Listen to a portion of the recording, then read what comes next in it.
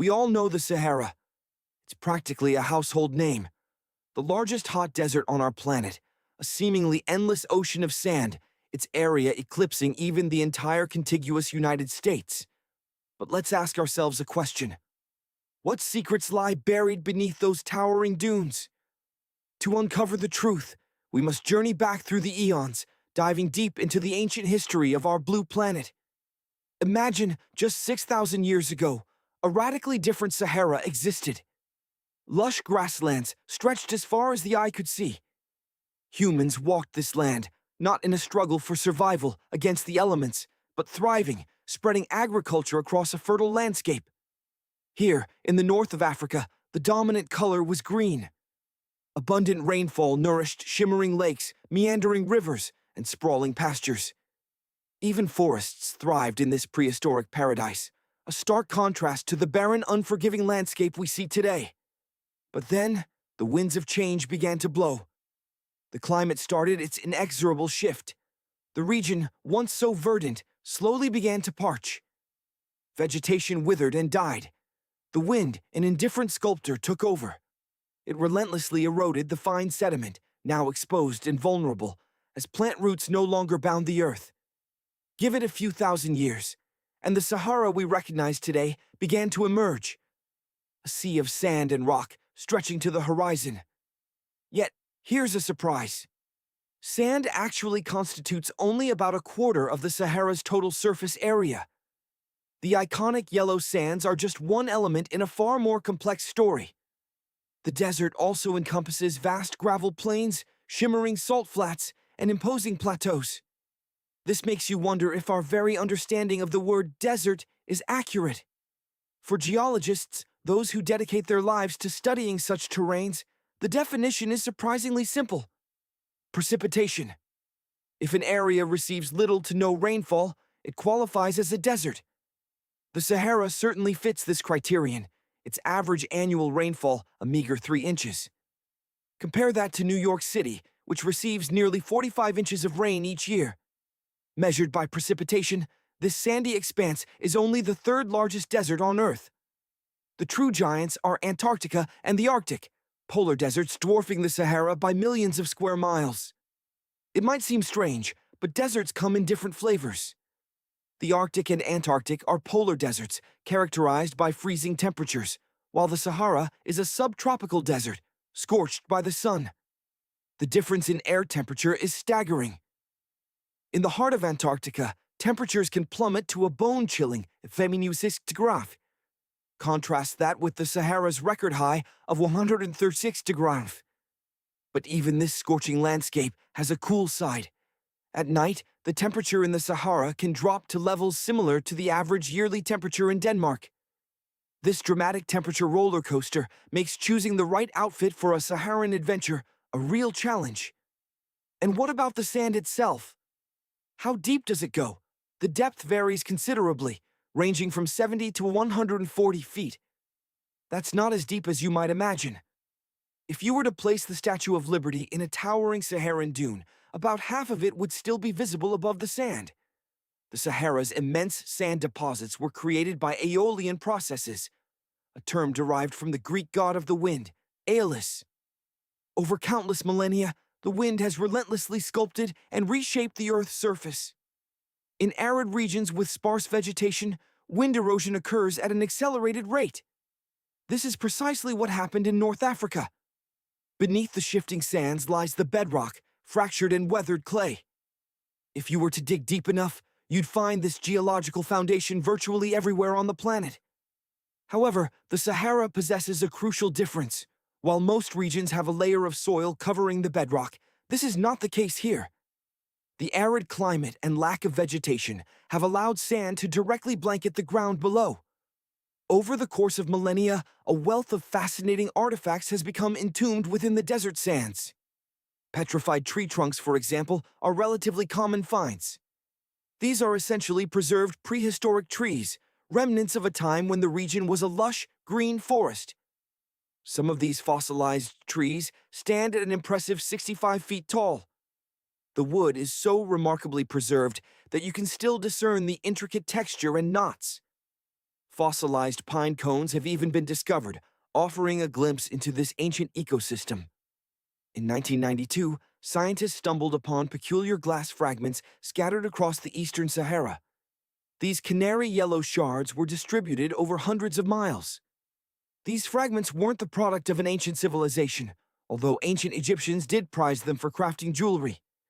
In fact, King Tutankhamun's breastplate featured a stunning scarab beetle centerpiece fashioned from this very desert glass. For years, the origin of these enigmatic fragments baffled scientists. Eventually, they concluded that the glass was approximately 29 million years old. It's a type of rock known as an impactite.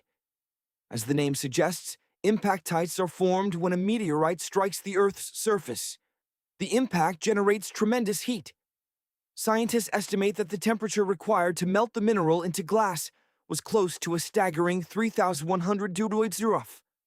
So, alongside the familiar fine-grained sand, the Sahara also holds melted sand, a testament to a cataclysmic cosmic event. But the desert conceals other, even more unexpected artifacts.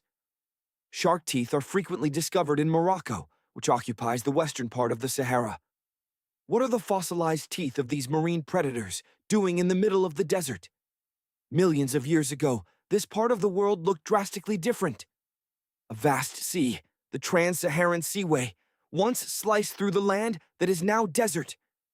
This ancient waterway teemed with marine life, including sharks, leaving behind their fossilized remains as the sea receded and the desert advanced. Beneath the ocean's floor, in areas of the Pacific hidden under a staggering 870 feet of sediment, lies a biosphere unlike any other. But life down here exists on a completely different timescale. Forget the frantic pace of the surface world. Here, cell division occurs at a glacial pace, sometimes only once every 1,000 years. But something else is stirring deep within our planet. Subtle shifts are occurring, nudging the very axis upon which Earth spins. Climate change and the melting of glaciers, particularly in regions like the Himalayas and Alaska, are contributing to this phenomenon. Our planet possesses two sets of poles: the magnetic poles, which govern compass drift and navigation, and the geographical poles, defined by the Earth's rotational axis. While the magnetic poles are known to wander, the subtle movements of the rotational axis are more mysterious. Researchers now believe that massive movements of water are the culprits, exerting pressure that subtly alters the Earth's orientation. Imagine a basin of water. As you rock it back and forth, the sloshing water redistributes its weight. A similar effect, albeit on a planetary scale, is at play here. Consider earthquakes. No matter how immense, a quake's impact is rarely felt on the opposite side of the globe. However, exceptions exist. In 2013, a powerful magnitude 8.5 earthquake near the Kuril Islands sent tremors far and wide.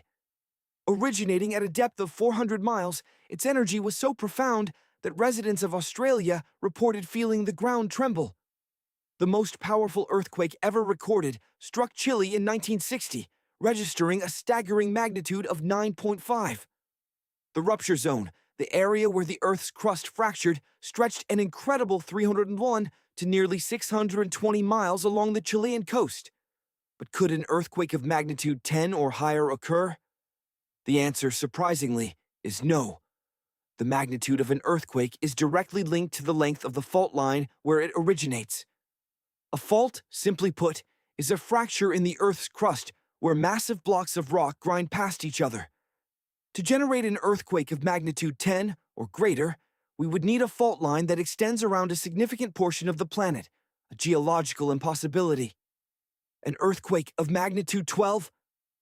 That would require a fault line larger than the Earth itself. Deep within our planet, a titanic struggle is unfolding. One side of the Earth is losing heat faster than the other. Our planet possesses a remarkable internal heating system, a red-hot liquid core that spins relentlessly.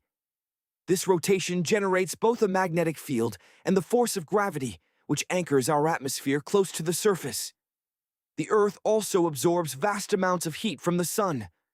However, this heat is not distributed evenly across the globe. The Pacific Hemisphere is shedding heat at a faster rate than the African Hemisphere. This disparity arises because land masses retain heat more effectively than the ocean floor. The seafloor is significantly thinner than continental crust, and the immense volume of cold water above it accelerates heat loss. Even clouds, those seemingly weightless puffs of vapor, play a critical role in regulating our planet's temperature. Weighing in at over 1 million pounds, they act as a global thermostat. If we were to condense all the water droplets in the atmosphere onto the Earth's surface, it would form a liquid layer only as thick as a human hair. Seemingly insignificant, this water is absolutely vital for maintaining a stable climate. Without clouds, our planet would be considerably hotter. Speaking of heat, recent summers have been scorchers, leaving many feeling like roasted marshmallows. But high temperatures are nothing new. Throughout history, civilizations have devised ingenious methods to combat the heat, some of which remain effective even after 3,000 years. Let's delve into the past and explore how ancient peoples managed to stay cool. And what could be better than a refreshing ice cube on a hot day?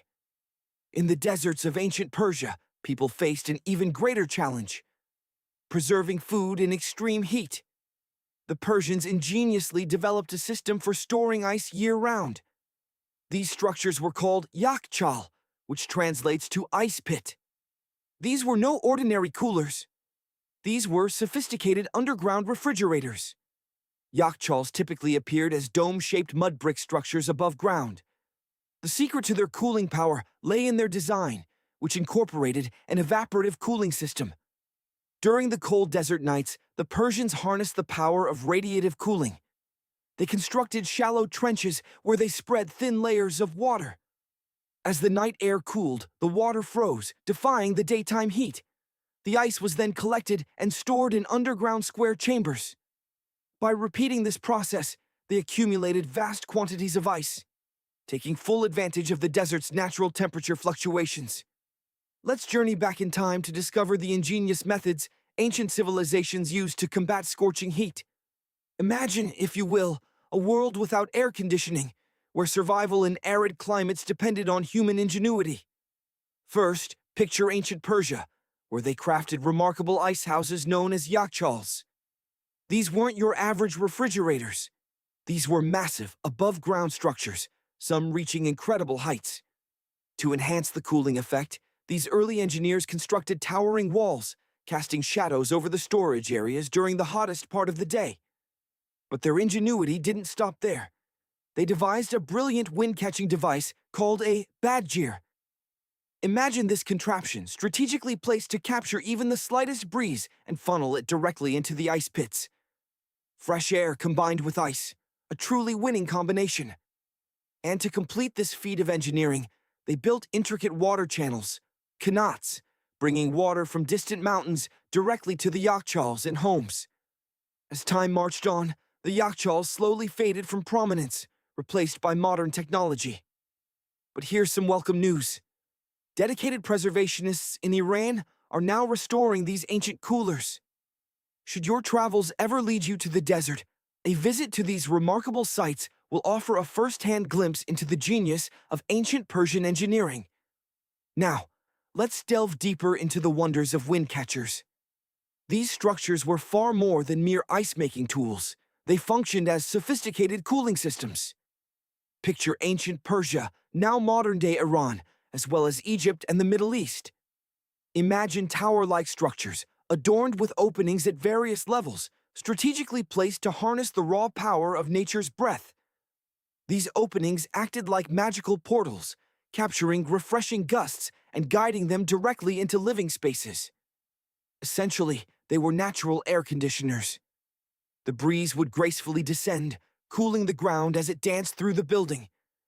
The secret lay in meticulous design: the tower's height, the number and size of openings, and the positioning of interior blades. Each element played a crucial role in the wind tower's efficiency. Thanks to these wind catchers, ancient societies enjoyed comfortable indoor temperatures without enduring the sweltering heat. Imagine living in those times, feeling a gentle breeze caress your skin, keeping you refreshed throughout the day. The Persians are often credited with inventing these remarkable wind catchers, but let's not forget Egypt. There, remnants of similar structures exist, dating back to 1300 BCE. While the initial invention may have occurred in ancient Egypt, Yazd, Iran, boasts the highest concentration of wind catchers. Without these ancient air conditioning systems, life in this arid region, with its scarce rainfall, would have been nearly impossible. Now, let's examine perforated double-skinned exteriors. Imagine a building adorned with an elaborate, perforated screen. It's akin to giving the exterior a stylish makeover while maintaining a cool interior. This ingenious technique serves multiple purposes. First, it scatters natural daylight, preventing harsh sunbeams from blinding you. The screen also provides shade, offering the building's interior a much-needed respite from the scorching sun, a natural sun hat, if you will. Positioning this screen approximately 4 feet from the outer walls creates a breezy corridor, facilitating fresh air circulation. These structures, sometimes called jali, also add a touch of elegance. Jaipur, India, for example, experiences average daytime temperatures of around 100 degrees, making these structures indispensable. Jalas come in various forms, crafted from cement, earth, and wood. They're a cultural symbol deeply embedded in Indian architecture, with captivating examples found in iconic historical buildings like the majestic Taj Mahal and the Grand Red Fort in Delhi. But it's not just a relic of the past. It continues to thrive in modern architecture, sparking creativity among artists and designers worldwide. It adorns the building's exterior, its cross-section revealing a larger opening on the outside and a smaller one on the inside. This is where the Venturi effect demonstrates its physics prowess. As air flows through the narrowing passage, it accelerates, creating a pressure difference between the inside and outside of the building. Air moving at higher speeds gets compressed, and upon release, it cools down. Consider the mashrabiyah, a wooden lattice or screen used in the Middle East and North Africa. These decorative wonders are akin to window blinds, but their function extends beyond mere aesthetics. They provide privacy, shade from the sun, and allow fresh air and light to permeate the space. Some even incorporate clay pots filled with water, sand, or damp straw into their designs. As hot air flows through the holes, it also passes through the pot's porous surface. The moisture inside evaporates, further cooling the air. This is a perfect low-cost technique for hot and dry climates, eco-friendly and electricity-free. Fast forward to today, and designers are creatively blending traditional wisdom with modern technology. Imagine yourself transported to the shimmering heart of Abu Dhabi, where a modern marvel stands tall, the Al Bahar Towers. Picture over 2,000 hexagonal panels, each one a tiny dancer moving in harmony with the sun. This intricate design isn't just for show, it's a brilliant method of providing shade, naturally cooling the building's interior. But this isn't a new trick. Let's journey back in time. Water evaporation, a simple yet incredibly effective cooling technique employed by ancient civilizations. The Egyptians, masters of ingenuity, hung wet mats and curtains in doorways. As the scorching desert air passed through, it cooled, offering precious relief from the relentless sun. Ancient architects were experts at harnessing the power of airflow. They understood how to create cross-ventilation systems, allowing hot air to escape while inviting cooler breezes inside. Speaking of ancient ingenuity, let's visit Rome. Imagine the bustling bathhouses, the social hubs of their day. Here, citizens gathered not only to cleanse themselves, but also to discuss politics, engage in sports, and, of course, soak in the relaxing waters. The frigidarium, a pool of icy water, offered a refreshing contrast after the intense heat of the caldarium. Romans would dash from the steamy heat to the invigorating chill, a shock to the system, but a welcome one. And consider Cappadocia, in Turkey. Here, people sought refuge from the heat by carving homes directly into the volcanic rock. These underground dwellings harnessed the Earth's natural cooling power, providing a constant, comfortable temperature. The lesson is clear. By combining time-tested traditions with cutting-edge technology, architects and designers can create structures that are both beautiful and sustainable. They can create wonders. Now, let's talk about extremes. California's Death Valley holds the record for the highest officially registered temperature, a staggering 134 degrees Fahrenheit, recorded in 1913. Africa's record, a sweltering 131 degrees Fahrenheit, was noted in Kabylie, Tunisia in 1931. Even Europe has seen its share of heat. In August 2021, Sicily recorded a temperature of nearly 120 degrees Fahrenheit. And in 2022, the UK experienced its hottest summer ever, the desert, a land of stark beauty, challenging conditions, and extreme temperatures. While some might prefer the sweet comfort of desert to the harsh reality of sand and rocks, the desert demands adaptation. Just as cacti and camels have evolved to thrive in this environment, so too must buildings. Let's explore some astonishing desert structures. Enter the world of earthships. Nestled in a New Mexico desert town, a community of like-minded individuals calls these unique buildings home. Intriguingly, the location of these earthships is officially registered as a dumpster. Why?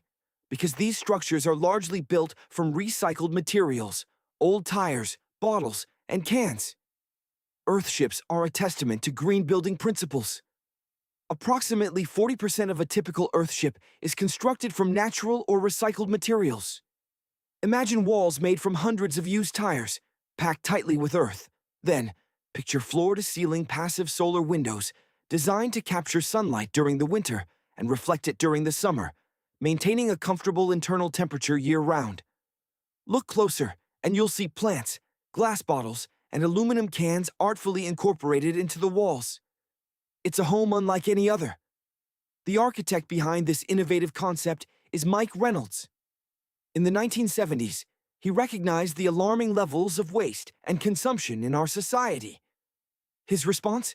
To design a fully sustainable home constructed from recycled materials. Nearly 40 years later, he's become a leading figure in the earthship movement, bringing together like-minded builders and residents. Reynolds himself even drove a Mercedes powered by vegetable oil collected from local fast food restaurants. A standard two-bedroom earthship might cost around $250,000 to build in this New Mexico town. However, some earthships, like the Dobson House, can cost as much as $1.5 million, but if you're willing to get your hands dirty and build it yourself, with the help of family and friends, you can significantly reduce the cost by eliminating labor expenses. So, where can you build an earthship? The answer is almost anywhere. Earthships have proven adaptable to a wide range of climates, from the cold, dry air of Canada to the hot, humid conditions of Haiti. Now, let's shift our focus to a different kind of desert structure. The Mirage Mirror House. This art installation, set in the Southern California desert, opened in 2017 as part of a contemporary art exhibition. Its mirrored surfaces create a stunning visual effect, blending seamlessly with the surrounding environment. The doors, windows, and openings have been removed, creating an immersive and disorienting experience. The landscape is reflected back upon itself, creating an illusion of infinite space. At night, distant lights refract off the mirrored surfaces, creating a mesmerizing display. During the day, the sky is transformed into banks of clouds, reflecting and distorting the desert landscape. There's no fixed scenery in this house. It's a constantly evolving reflection of its surroundings. Finally, let's glimpse a futuristic vision. A concept home designed to complement the Tesla Cybertruck. This house boasts a post-apocalyptic aesthetic designed to withstand disaster scenarios. The Cyberhouse features steel gates, armored windows, and exterior walls constructed from incredibly strong materials.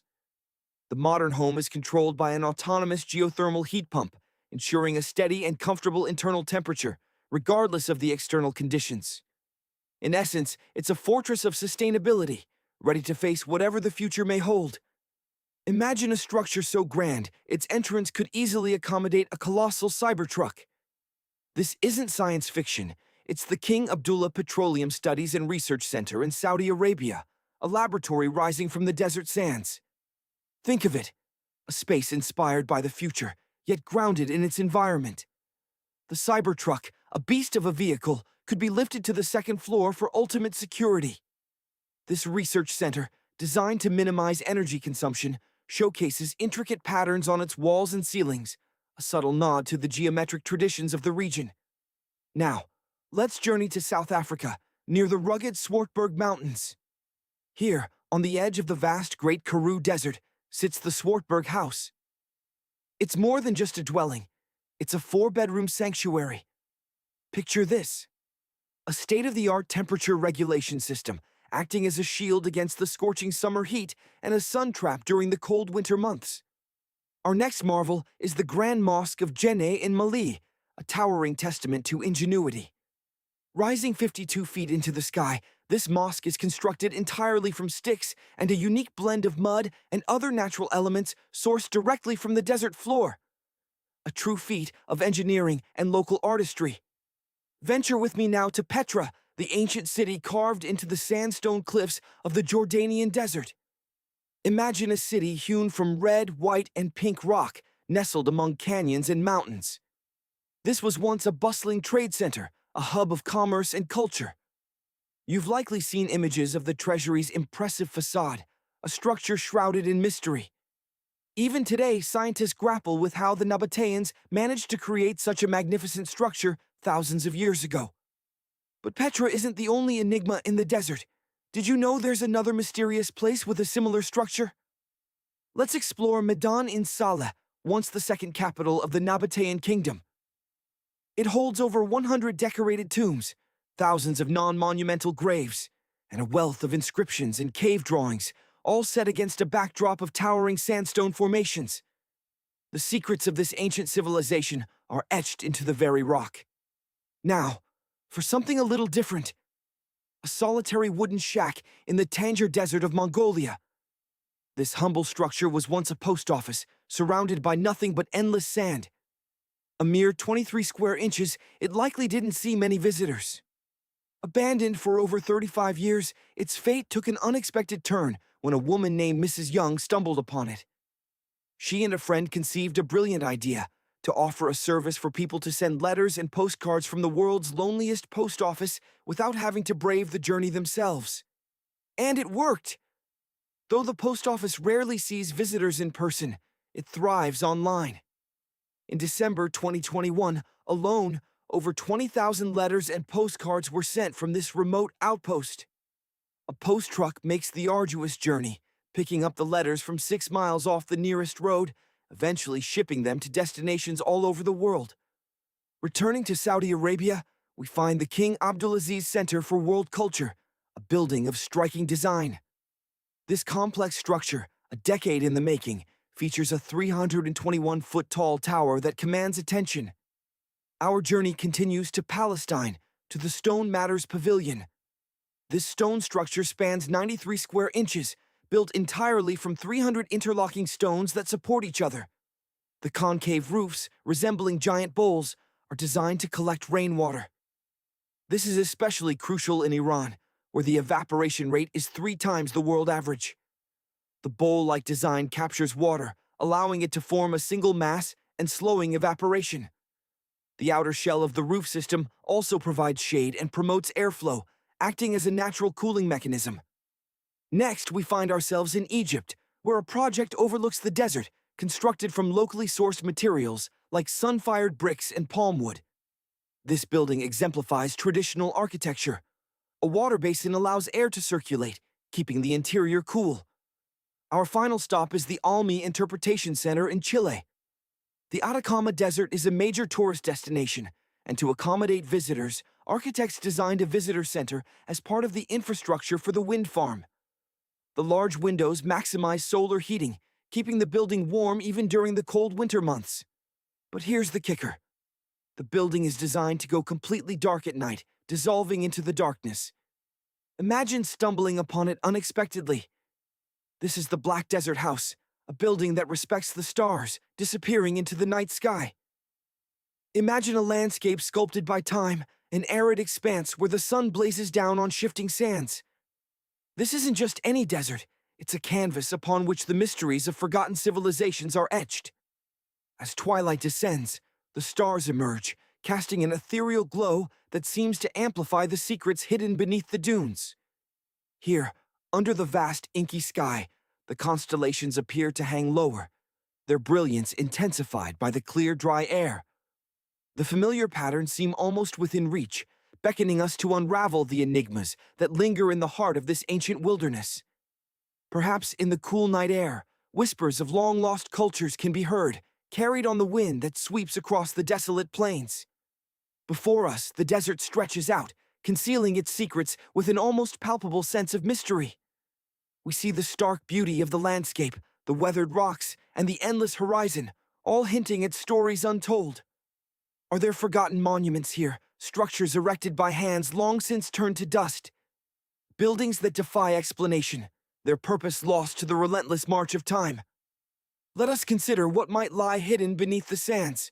Perhaps there are remnants of ancient observatories, aligned with celestial events that held profound meaning for those who came before us. Or maybe there are subterranean chambers, their entrances concealed by the shifting dunes, guarding knowledge that could rewrite our understanding of history. At this moment, the possibilities are endless. The desert holds its breath, waiting for us to uncover its secrets. If you, like us, are captivated by the allure of the unknown, if you have knowledge of mysterious structures that defy easy explanation, share your insights with us. Let us together delve into the heart of this enigmatic landscape and piece together the puzzle of our past. Let us know in the comments below of any mysterious desert buildings you know that aren't on this list. Your contributions could help unlock the secrets of this ancient realm, revealing the wonders that lie hidden beneath the sands.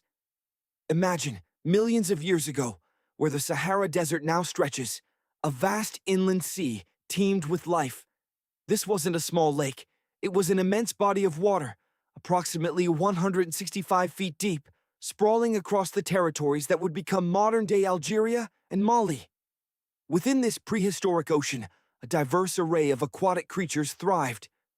Enormous catfish lurked in the depths, alongside sinuous sea snakes and, of course, various species of sharks. Astonishingly, British archaeologists unearthed a turtle shell in Mali during the 1980s, a testament to the rich biodiversity of this ancient ecosystem. For centuries, a Roman city lay hidden beneath the shifting sands. Thimgad, a military outpost established by Emperor Trajan around 100 AD, flourished for centuries. But for reasons still debated by historians, its inhabitants abandoned it around 700 AD. The relentless Sahara gradually swallowed the city, concealing it for nearly a millennium. Then, in the 1700s, a Scottish explorer embarked on a mission to unearth the lost city.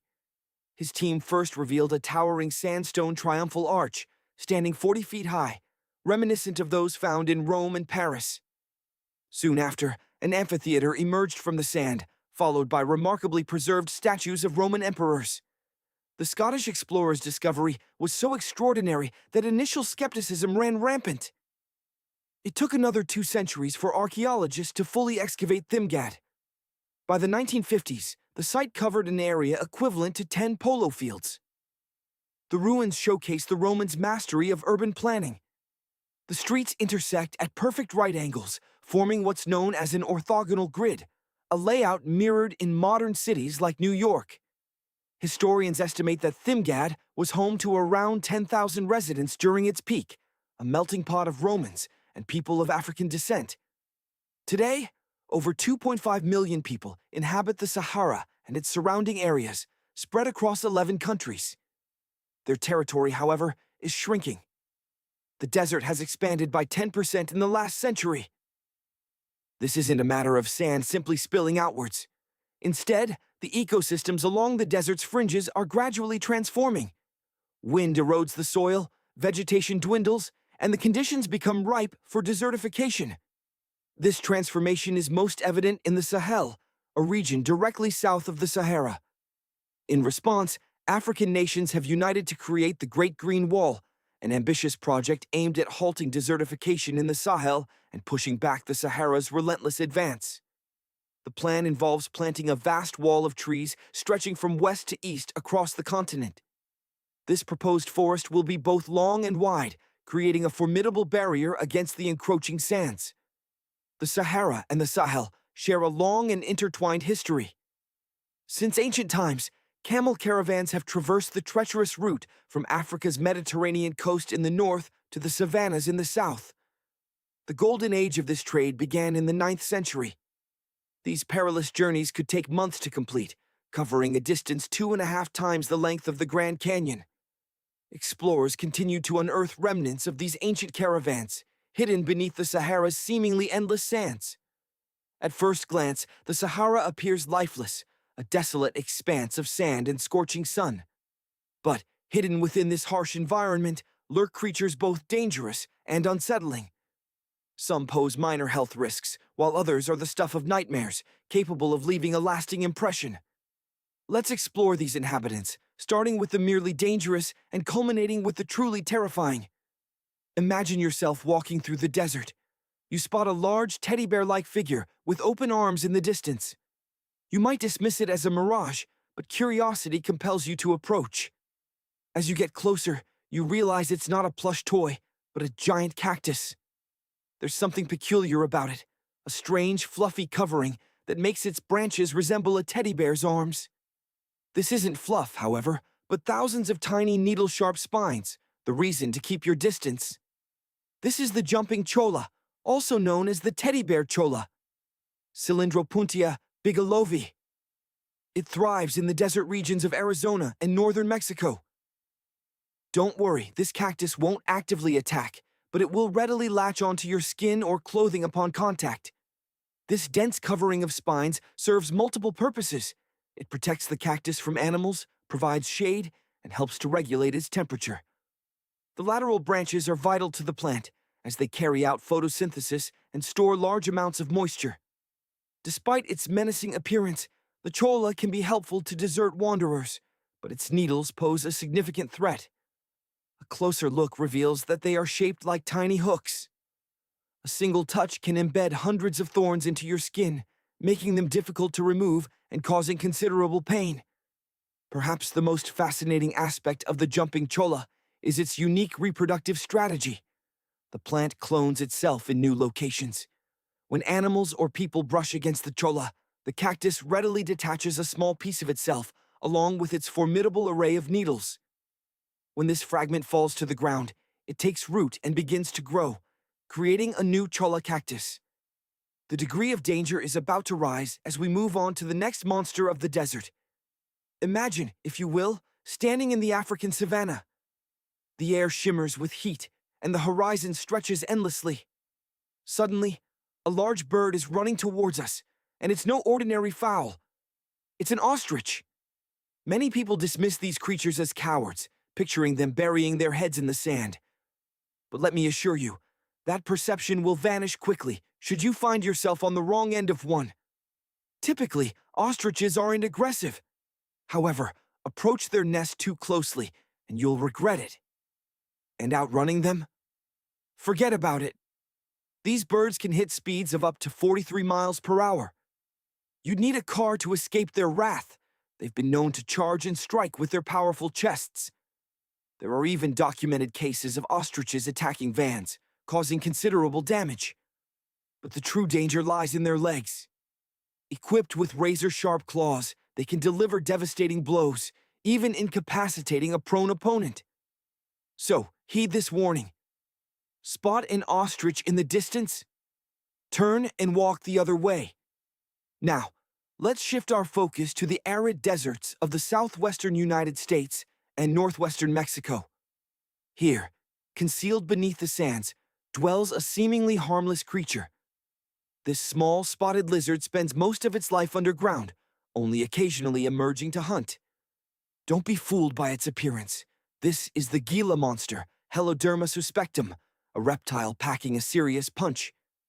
Its thick skin provides ample protection from predators like hawks and coyotes. However, its primary defense mechanism is its venom. Unlike snakes that inject venom through fangs, the Gila monster latches on and chews, ensuring the toxin spreads effectively. A bite from this lizard is no laughing matter. Victims describe the sensation as molten magma coursing through their veins. Removing the tenacious reptile can be a difficult ordeal. Despite its fearsome nature, the Gila monster has proven beneficial to science. Researchers have harnessed its venom to develop medications for diabetes and obesity. Now brace yourselves. We are about to encounter one of the desert's most unsettling inhabitants. Silence is key. Stand still, listen closely. The desert seems empty, but then you hear a faint hissing sound emanating from below. You glance down, and there it is. A massive, yellow spider, easily the size of a human hand. With powerful jaws and long, spindly legs, it lurks in the shadow cast by your body. Instinct takes over, and you bolt. But the creature pursues you. It's difficult, but try to remain calm. You are not its target. It only seeks the cool refuge of your shadow, a respite from the scorching sun. Still, it's best to avoid contact. The camel spider's formidable jaws can inflict a painful bite, to say the least. And here's a surprise. It's not technically a spider. While it belongs to the class Arachnida, it's a distinct species known as a solpugid. These creatures are known for their fearless and aggressive behavior. They prey on insects, lizards, rodents, and even small birds. They are also surprisingly fast, capable of reaching speeds of 10 miles per hour. For their size, that's incredibly quick. You'd need to be an athlete to outrun one.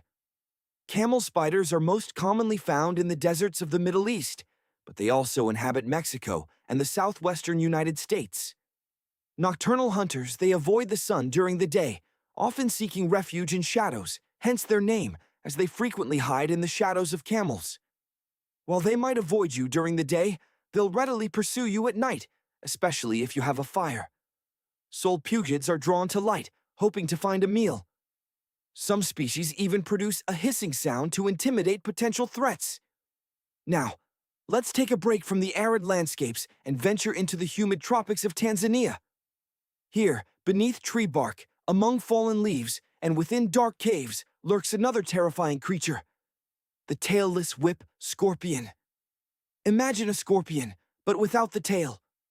Its body is flat, almost as if it has been pressed. While resembling spiders, it lacks venom glands and cannot spin webs.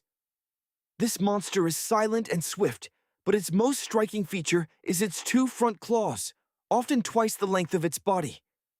Any prey caught in their grasp has little chance of escape. Life in the darkness has diminished its eyesight, so the whip scorpion shies away from sunlight. During molting, it ascends to the ceiling, slowly shedding its old skin. Picture shining your flashlight and seeing these pale, spider-like creatures with their incredibly long legs emerging from their exoskeletons. If you encounter one, remain calm and slowly back away. Be warned, these flat scorpions can quickly slip under your clothing and deliver a painful bite. Okay, just kidding. This fascinating creature is actually one of the most timid and harmless among spiders and scorpions. It's more afraid of you than you are of it, and it will never attack. Many people find them beautiful and keep them as pets in terrariums. If you decide to keep one as a pet, make sure to keep a close eye on it to prevent it from escaping. If it manages to get loose, catching it again will be quite a challenge. Imagine for a moment something crawling under your bed. Something that could squeeze through the gaps in the floorboards. Perhaps it then makes its way into your neighbor's apartment through the ventilation system, giving them the fright of their lives. Now, let's consider another creature, the Arizona bark scorpion, Centroroides sculpturatus. While perhaps not as overtly creepy as some other desert denizens, it holds the distinction of being the most venomous scorpion in the entire United States. The real problem is that you might encounter it anywhere in the desert, even in your own home or yard. These venomous beasts can crawl into any room, and they often sting people. A single sting is enough to cause pain comparable to that of a bee sting. However, for someone with allergies, the consequences can be far more severe, potentially leading to paralysis, breathing difficulties, and other serious health issues. Let's shift our focus. Picture yourself planning a summer vacation to Africa. Your ultimate destination, the vast expanse of the Sahara Desert. This immense desert stretches across northern Africa, from the Atlantic Ocean to the Red Sea. You're eager to ride camels, immerse yourself in the region's rich cultures, and experience the wonders of the desert firsthand. After an incredibly long flight, you finally arrive. You find yourself in the world's largest hot desert, a staggering 3 million square miles of sand and sun. You're ready for your first adventure. After downing liters of ice-cold water to combat the desert heat, your guide presents you with a choice. You can spend 2 weeks exploring a collection of lush oases, or you can assist in solving an ongoing local mystery hidden deep within the desert. Near a small Algerian town, a peculiar mystery awaits resolution. A series of enormous spotted circles etched into the sand. Dozens of these strange formations stretch for miles in a perfectly straight line. The circles were initially spotted in Google Earth images several years ago. Their origin has been debated ever since, but no one seems to have a definitive answer. What makes them so intriguing is their location, far removed from any towns, roads, or signs of human activity. The quickest path to uncovering the truth behind these enigmatic circles lies in asking questions. You grab your notebook, ready to interview locals. Everyone you encounter proves to be helpful. Geographers, anthropologists, elders, and historians. Your first interview is with a map expert. You need to determine if these circles are authentic or merely a glitch in the satellite imagery. You eventually interview the very people who captured the Google Earth satellite images. The circles are indeed real, appearing in multiple images taken over many years. The next step is to understand why they exist in the first place. After 2 days of intensive interviews, you finally have your first lead. The circles might be the result of oil exploration activities. Experts explain that this theory makes sense, as Algeria is rich in natural resources. To determine if there are any extractable resources, companies often conduct seismic surveys. These surveys analyze the Earth's surface by sending shock waves deep into the ground. By analyzing how these waves bounce back, one can determine what lies beneath the surface. A specialized vehicle could have left these markings on the soil. But have we truly solved the mystery? Not quite. As you know, the Sahara Desert is one of the driest places on Earth. The average high temperatures in summer soar above 104 degrees, 40 degrees. To survive in this harsh environment, people need to find reliable ways to access water. Therefore, these circles could potentially be the ruins or remnants of ancient water wells. Again, this seems like a plausible explanation. Time for some fact-checking. Certain anthropologists suggest that these circles could be ancient fogara. A fogara is a 2,500-year-old irrigation system commonly found in northern Africa, also known as a qanat in other regions. In northern Africa, locals would dig a deep well at an elevated point, reaching far enough to tap into underground water sources. They would then dig parallel shafts at regular intervals, connecting them with an underground channel that led to the city. Relying solely on gravity, water would flow from the well to the city. This traditional technology provided water for crops, livestock, and of course people.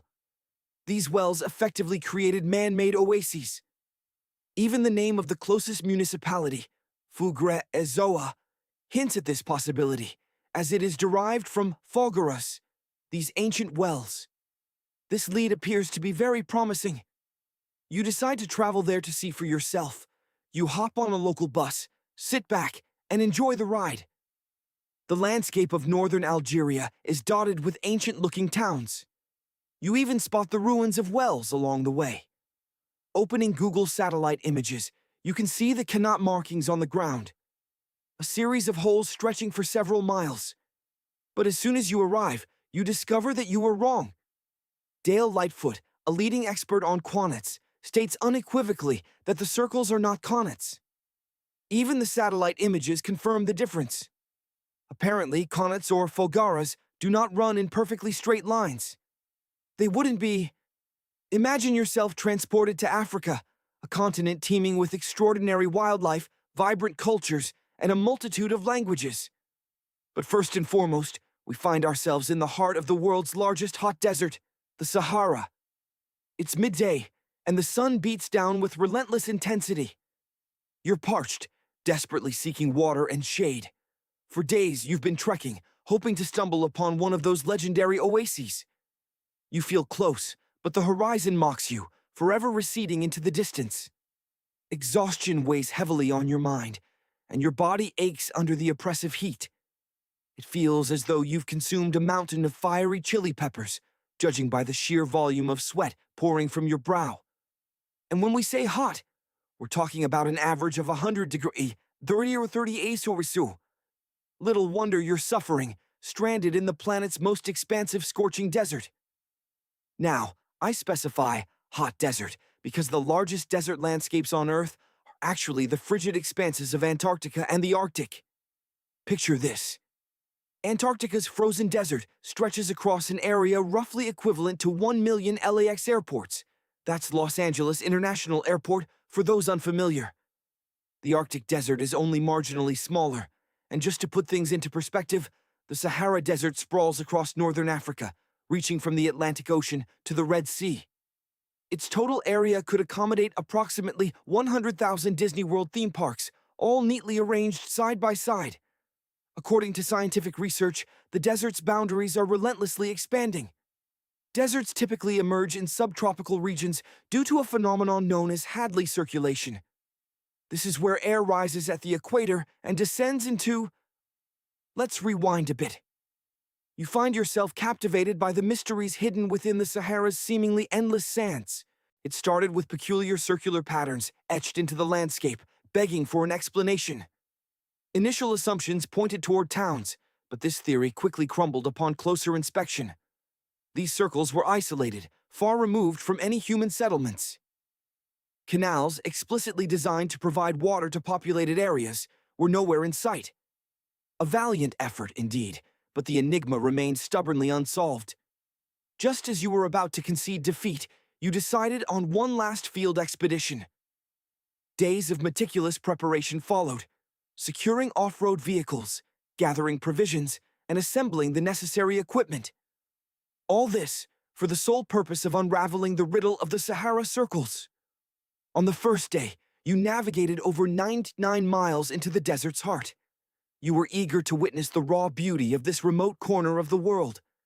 Before you, nothing but undulating dunes of mustard-yellow sand stretched as far as the eye could see. Yet, as darkness descended, the night sky revealed its true splendor. The entire Milky Way blazed across the heavens, a breathtaking spectacle visible with the naked eye. You established camp beneath this celestial canopy and drifted off to sleep. The following day, tension mounted. Cell phone reception vanished, a modern-day peril.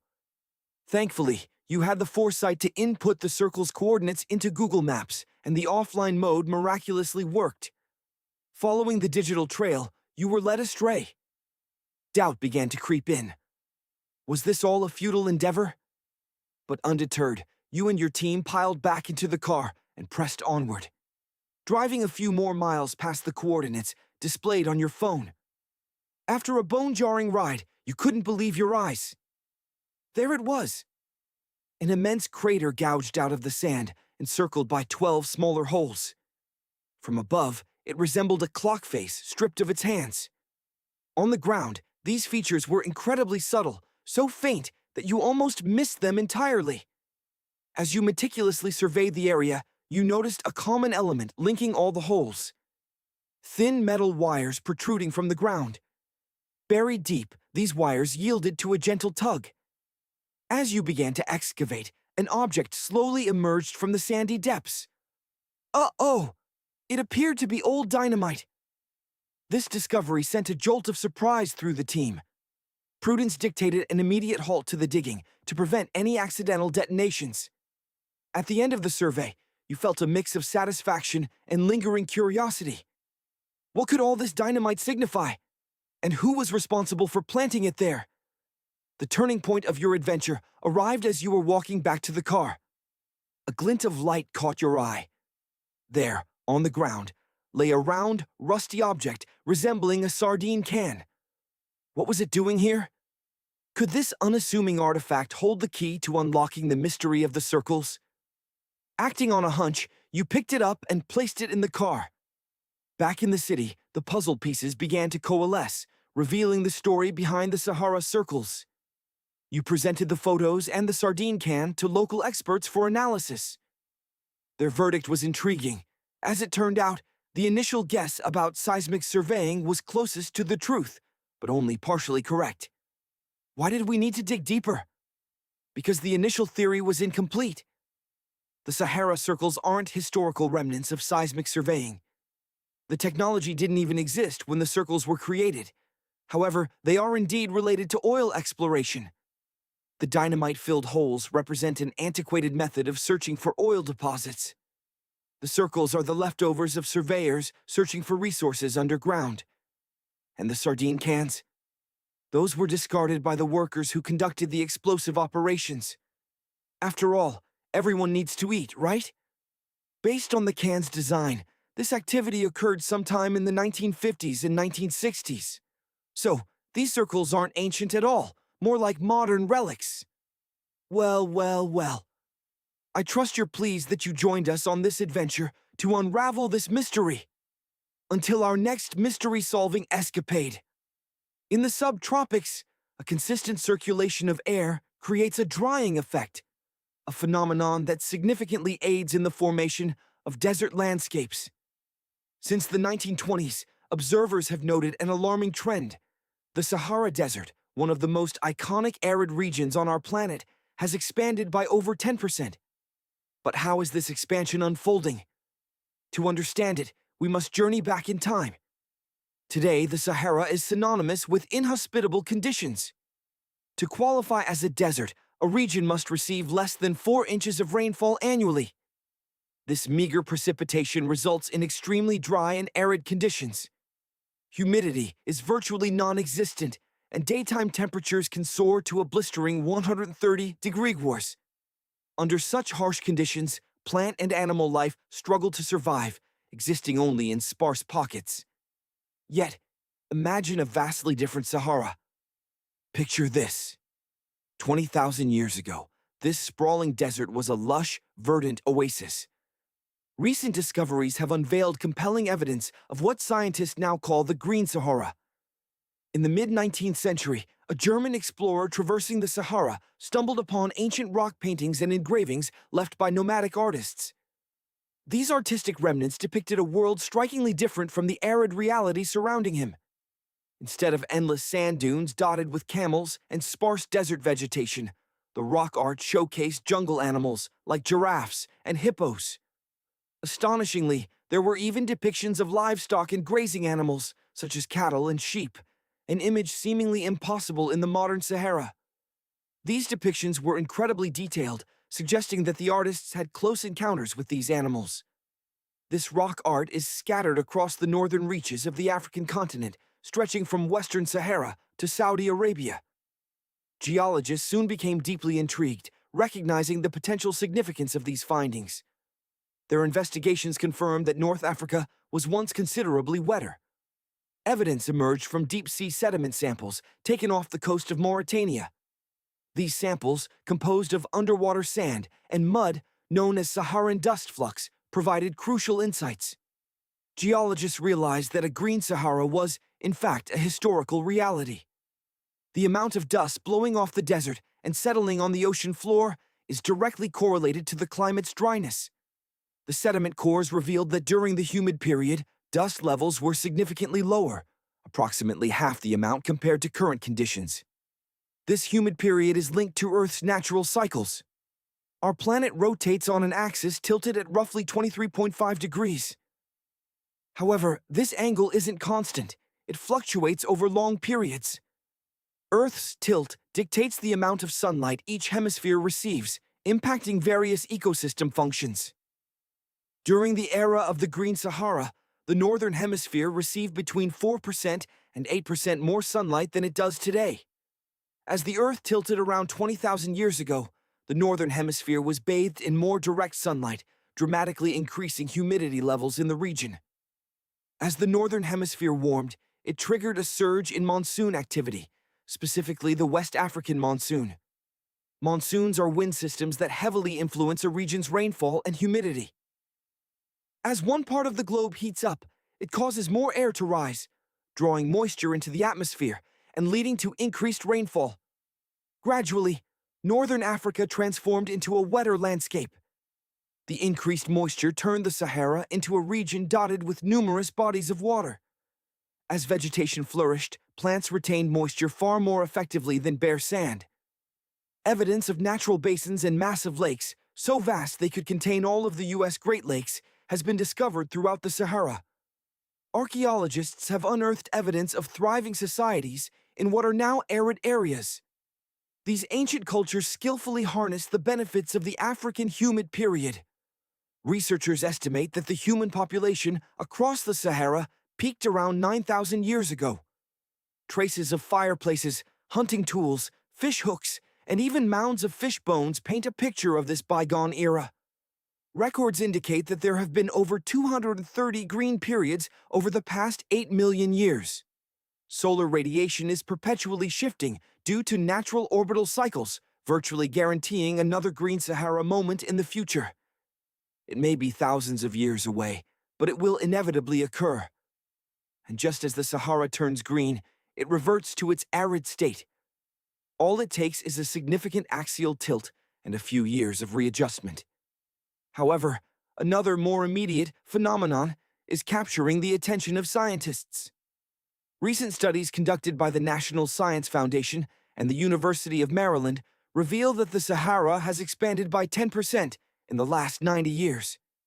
This phenomenon is known as desertification, which in its simplest terms means fertile land transforming into desert. The relentless march of the Sahara continues. Imagine, if you will, the year 1950. The semi-arid Sahel region, a transition zone south of the Great Desert, teems with life, supporting a population of 31 million souls. Now, fast forward to today. That number has exploded to over 100 million. This staggering population boom is a major driver in the Sahara's relentless expansion. Once nomadic, farmers are now settling down, intensifying land use and weakening the very soil that sustains them. The insatiable demand for food leads to overgrazing and overcultivation, pushing even more land into the desert's unforgiving embrace. But it's not just human activity. Scientific studies reveal that natural climate cycles also play a crucial role, influencing rainfall patterns across the Sahara and the Sahel. Scientists are keen to point out that all deserts are dynamic, their boundaries constantly shifting. During dry seasons, the desert expands its reach, only to contract again during wetter periods. Consider the Chad Basin, a vital body of water south of the Sahara. This natural reservoir now serves as a stark indicator of the desert's southward advance. Located squarely in the path of the encroaching Sahara, the Chad Basin is suffering. Rainfall has plummeted across the entire region, leading to a dramatic decrease in water levels. Even Lake Chad itself is shrinking, mirroring the Sahara's relentless growth. Across the ocean, in Chile, the Atacama Desert, considered the driest place on Earth, is also on the move. Just north of Santiago, its southern border is creeping ever closer to the Chilean capital. As the climate becomes increasingly arid, Santiago itself is transforming into a semi-arid region. The once fertile valleys, sustained by local rivers and generations of agriculture and livestock farming, are losing their lifeblood. Since 2010, Santiago has received only a fraction, a mere third, of its average annual rainfall. Desperate farmers are digging deep, searching for the elusive blue gold, water. The situation here is eerily similar to that of the Sahel, a stark reminder that desertification is a global crisis. Now picture this. You're suited up in your beige parka, your trusty chisel packed, and your overnight flight to Saudi Arabia is booked. Forget about starring in a Dune remake. You're about to embark on a real-life adventure, exploring the vastest desert landscapes on Earth, hoping to unearth prehistoric secrets left behind by our ancestors. Let's dispel a common misconception right now. Deserts are not empty spaces. While they may appear as endless seas of sand, they are, in fact, treasure troves of history. Before the advent of cities and settled communities, humanity was nomadic, traversing the globe in search of food, water, and shelter. To survive in these harsh environments, our ancestors had to be ingenious, developing innovative tools and strategies. Consider this intriguing artifact discovered in the Saudi Arabian desert. What could it be? For years, scientists have debated the origins and purpose of these colossal structures. It turns out that our Neolithic ancestors were far more sophisticated than we often give them credit for. They weren't just crafting weapons around the campfire. They were also honing their architectural skills. These massive stone structures are known as desert kites. Viewed from above, they resemble kites soaring in the sky. Archaeologists generally agree that these kites were used to trap animals, making it easier for our ancestors to secure their food supply for the week. But there's more to the story. Observe these monolithic structures. They reveal that our ancestors likely sketched out blueprints on rocks, mapping out their construction plans before ever breaking ground. Much like modern-day architects, desert kites could stretch for miles, so careful planning was essential. Perhaps the most astounding aspect of these structures is their age. They predate even Stonehenge, dating back an astonishing 7,000 bars to 9,000 years. Over the past decade, scientists have identified over 6,000 desert kites scattered across the Middle East, West Asia, and Central Asia. To truly appreciate the scale of this achievement, imagine trying to build something of this magnitude without the aid of modern technology, without the benefit of drones or heavy machinery. It's a truly awe-inspiring feat. And Saudi Arabia's deserts hold even more wonders. Scientists have unearthed mysterious stone structures that are even older than the pyramids of Giza in Egypt. Can you imagine the thrill of witnessing that discovery? Building a pyramid with rudimentary tools and sheer manpower seems incomprehensible to us today. Now, picture traveling back in time some 2,000 years and encountering humans constructing similar colossal structures in isolated and remote areas. Let's journey back in time and examine these intriguing maddles. These are rectangular formations constructed from carefully stacked stones, scattered across an expansive area of over 7,000 square miles. Some archaeologists speculate that these ancient monuments served a ritualistic purpose. Imagine elaborate processions, where people would solemnly walk from one end of the plateau to the other, perhaps as part of an ancient ceremony. Now let's venture into another seemingly barren landscape, the world-renowned Sahara Desert. Isn't the scenery breathtaking? Here, we're about to uncover a historical puzzle, a mystery that took researchers years to finally piece together. A fascinating fact. The Sahara Desert reigns as the largest hot desert on our planet, stretching across a staggering 3 million square miles. To put that into perspective, it would be akin to placing the entire country of Hawaii 1,000 times over, side by side. It's crucial to note that while Antarctica is the world's largest desert overall, its frigid temperatures hardly conjure the typical image we associate with a desert landscape. Deep within the Sahara, near the Algerian town of Ouargla, a peculiar phenomenon was discovered. For decades, tiny dots had been appearing on Google Earth images, baffling observers. No one could initially decipher their meaning. Some scientists hypothesized that these circles were a consequence of oil exploration activities in the region. Others ventured that they were ancient fogaras, or ancient water wells, remnants of a bygone era. Dozens of these enigmatic circles stretch for miles, arranged in remarkably straight lines. The truly perplexing aspect is their consistent isolation, located far from any town, road, or any sign of human activity. So, what purpose did they serve? If you were to hazard a guess, what would it be? Let's reflect on how resourceful our ancestors had to be to thrive in the harsh desert environment. Picture yourself as a nomadic hunter-gatherer, eking out a living in this arid expanse. Your days are spent under the relentless sun, seemingly counting every grain of sand. Yet the fundamental needs of survival, food and water, must be met. But how does one secure water in such a desolate landscape? Of course, you could hope to stumble upon an oasis every so often, but that seems a perilous gamble, doesn't it? This is where the ingenuity of North African peoples shines through. They invented the fogaras, a sophisticated irrigation system dating back 2,500 years. Locals would excavate deep wells in elevated areas, reaching far enough to tap into subterranean water sources. Then, they would dig parallel shafts at regular intervals. In this way, water would flow from the main well, cascading down into all the shafts, effectively irrigating vast stretches of land. Weary travelers could pause at these shafts to quench their thirst. They could also raise livestock and cultivate crops. Pretty ingenious, wouldn't you agree? However, while these holes bore a resemblance to fogras, closer scrutiny revealed discrepancies. These shafts were arranged in a linear fashion, not in the circular pattern of the formations we're examining. Perhaps, then, the second theory holds weight.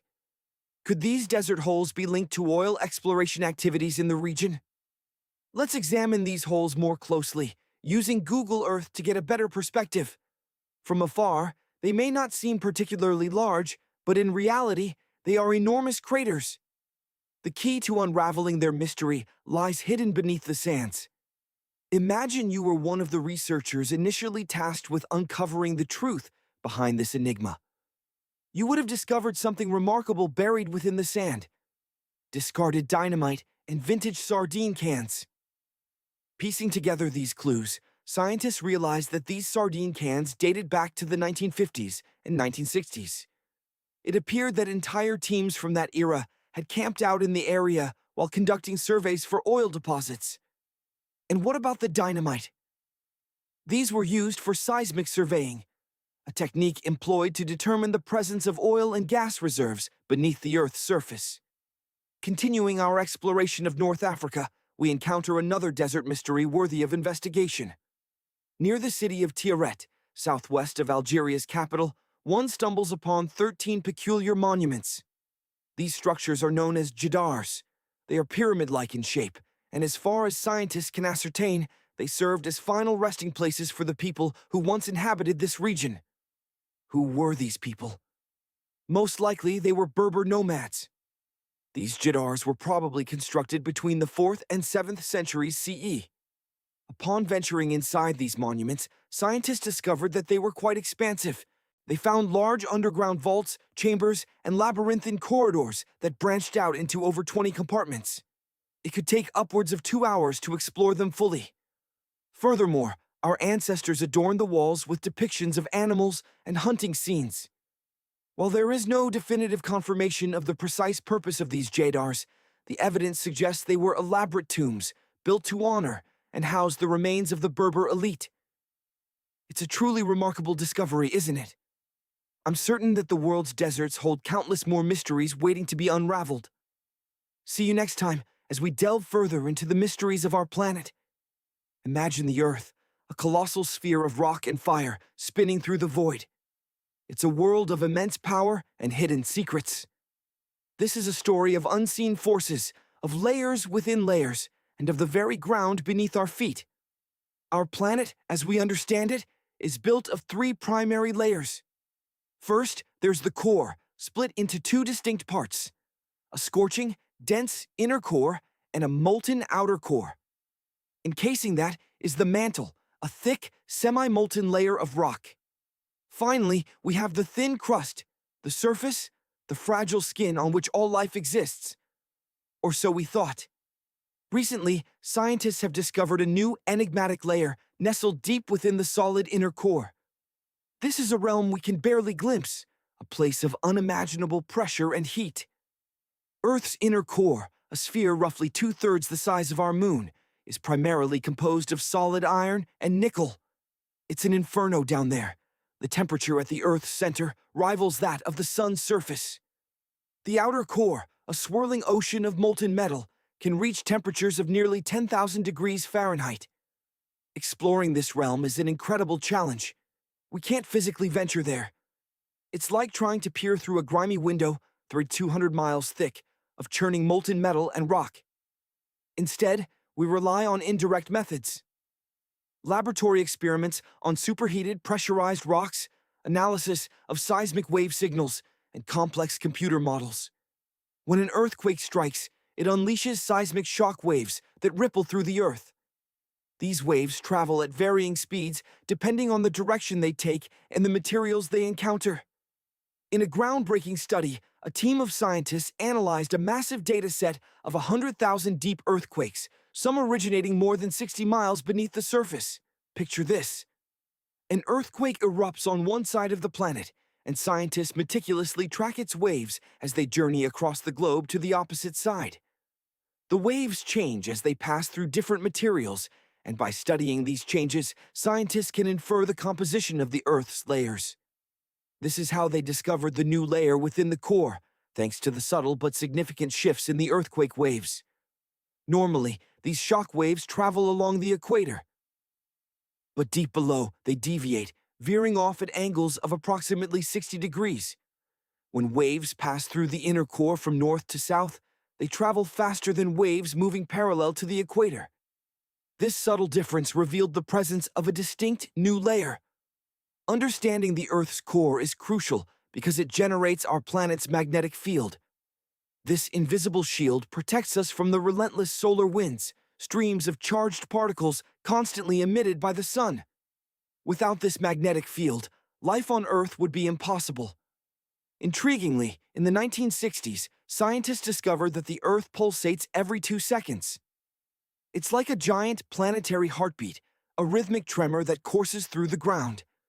While we mostly don't feel it, researchers can track this subtle pulse. Some scientists theorize that the continental shelf acts as a massive wave break beneath the oceans. For example, the eastern edge of the North American continent plunges into a deep abyssal plain. The theory suggests that waves crashing against this point generate regular pulses. Imagine it, a constant rhythmic drumming resonating through the planet. It's as if the Earth is a giant musical instrument, and a chance impact creates a harmonic bang that reverberates through its entirety. If this theory holds true, we are fortunate that there aren't more such spots capable of shaking the Earth.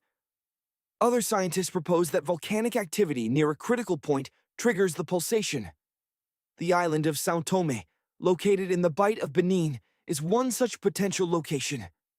Consider this: you are walking, running, jumping. When you stop, you feel perfectly still, but in reality, you are in constant motion, hurtling through the universe because our planet never stops moving. Depending on your location, you could be spinning at over 1,000 miles per hour. If you're on the equator, you're moving the fastest. Imagine a basketball spinning on your finger. A point on the ball's equator has to travel farther in a single rotation than a point closer to your finger. This means the point on the equator is moving much faster. That's how it is on Earth.